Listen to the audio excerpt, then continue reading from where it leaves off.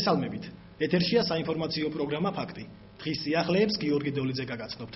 სოფელ ოზურგეთს სოფლის მხარდაჭერის პროგრამის ფარგლებში წელს უკვე გაორმაგებული თანხებით შეეძლება პრობლემების მოგვარება. თეა იოსელიანი მოგითხრობთ. კომპაქტურად დასახლებული სოფლის 610 კომლისათვის მიმდინარე წელს 27400 ლარი გამოიყო, ანუ ორჯერ უფრო მეტი ვიდრე გასულ წელს.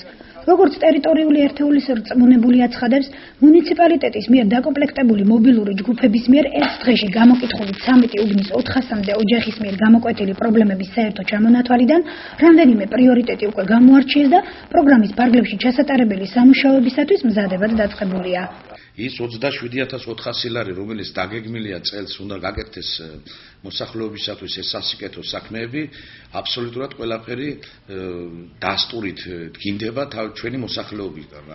გამომდინარე, გამოკითხული დაახლოებით არის 400 ოჯახამდე თლიანად და ჩვენ ნაწილი მოსახლეობა თვითონ აქ მოვიდნენ კიდევ ჩვენთან და რაღაცეები გავითვალისწინეთ. რაც შეეხება ადგილობრივებს, აცხადებენ, რომ მოთხოვნები არაერთგვაროვანი ჰქონდათ, თუმცა პრობლემათა ის ნუსხა, რაც მათი მხრიდან პრიორიტეტად იქნა მიჩნეული, სამუშაო მიმართულებებში ძირითადად გათვალისწინებული და ყურადღებული იქნა. მათივე განცხადებით, ეს სწორედ ის საკითხებია, რაც საბოლოოდ შედეგებზე ორიენტირებული დარჩება. არა მარტო სამუშაო მიმართულების თვალსაზრისით, არამედ შემდგომში ადგილობრივების მეტი მობილიზებულობით და ნაკლებ ინერტულობით.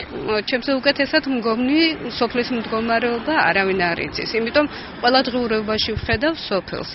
უკეთესობისკენ მიდის ნამდვილად ცხოვრება, ჯერ ბაღი გარემონტდა, გალამაზდა, აგერ გზა გაყავთ, გაზიფიკაცია, რა ვიცი, მე მგონი ანუ ის პრიორიტეტები, რაც შეარჩია მოსახლეობამ, იმთხვევა თუ არა იმ სამუშაო მიმართულებებს, რაზეც თვითონ დაიწყება მალე სოფელში მუშაობა. რა თქმა უნდა. რაც მთავარი იყო. რა თქმა უნდა გზა იყო, რა თქმა უნდა გაზი, სინათლე თუ გავა ყველგან და განათება იქნება, ეს მისაღები და კარგი. ყველაფერი კარგია და გაკეთებულია და კიდევ გვინდა რომ მეტი გაკეთდეს. ჩვენი მოთხოვნა ადგილობრივი, მაგალითად სტადიონი, ბაღის რემონტი, გზის მშენებლობა, გაზის, ხო და რაღაცეები კიდევ ბევრი. რაც სტადიონი ცოტა სარემონტოა ისე, მაგრამ უნდა განათება უნდა რაღაცეები უნდა. ახალგაზრდობა არ იყოს ასე ქუჩაში და ცოტა მომავალთაობამ ჯანსაღი გაიზარდოს და აქტიური ცხოვრებით იცხოვრონ. მიმდინარე წელს ჩასატარებელი სამუშაოების ჩამონათვალი სოფელ ოზურგეთში საბოლოოდ ასეთი სახით ჩამოყალიბდა. მილხიდის რემონტი ერთ კონკრეტულ უბანში, რომელზედაც 1200 ლარია გათვლილი. ამას დაემატება ახალი სასაფლაო სეზონში ჯვარის დადგმა, მიმდებარე ტერიტორიაზე კი სველი წერტილის მოწყობა, რაც საერთო ჯამში 1000 ლარად შეფასდა. 4000-დან 5000 ლარამდეა გამოყოფილი საბავშვო ბაღში ორი ოთახის სრული რემონტისათვის.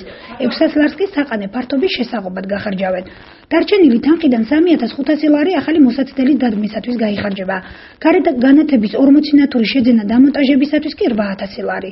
ასევე სოლიდური თანხა 9000 ლარის ოდენობით გამოიყო საჯარო სკოლის სეზონში არსებული ყოფილი საქვაბის ამორტიზებული შენობის სრული რესტავრაციისათვის, სადაც სასწავლო ცენტრის ამოქმედება იგეგმება და ახალგაზრდები უფასოდ შეისწავლიან სხვადასხვა ხელსაქმეს. სოფლის დეპუტატის განცხადებით, ეს ყველაფერი საერთო ჯამში არა მარტო მათ დაოსტატებას, არამედ შემდგომში უკვე დასაქმების პერსპექტივას შეუწყობს ხელს. ჩვენი თანასოფლელების 800 ადამიანზე მეტი ხელწერა გააკეთა.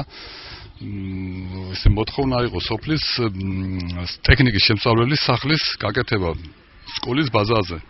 სკოლის ქვემოთ არის, ალბათ თქვენ ხედავთ, არის ამორტიზირებული ძველი საქვაბის შენობა, სადაც იქნა გადაწყვეტილება მიღებული გაკეთდეს ეს ბავშვები ისწავლიან ხარატობას, ხის ხელობას, შედუღებას და ჭაკერობას. ჩვენ ამით ვფიქრობთ, რომ მოსწავლეებს პროფესიული აზროვნება ჩამოუყალიბდება. დღეს ახალგაზრდობა ფაქტიურად ქუჩაში რო არის გამოსული და ხელობა არ აქვს და არაფერი პროფესია არ აქვს, განსაკუთრებული მნიშვნელობას ვანიჭებთ და თანაც იმიტომ რომ ჩვენი სკოლა დაბალკონტინგენტიანია და ამით მოიწევს მოსწავლეებს და უფრო განსოფელში სკოლა არა და ბაღი არა, ფაქტურად სოფლის არსებობას მე მგონი ძალიან იგი აქვს, რა ქვია, თავარი ახალგაზრდობას კონდეს განვითარების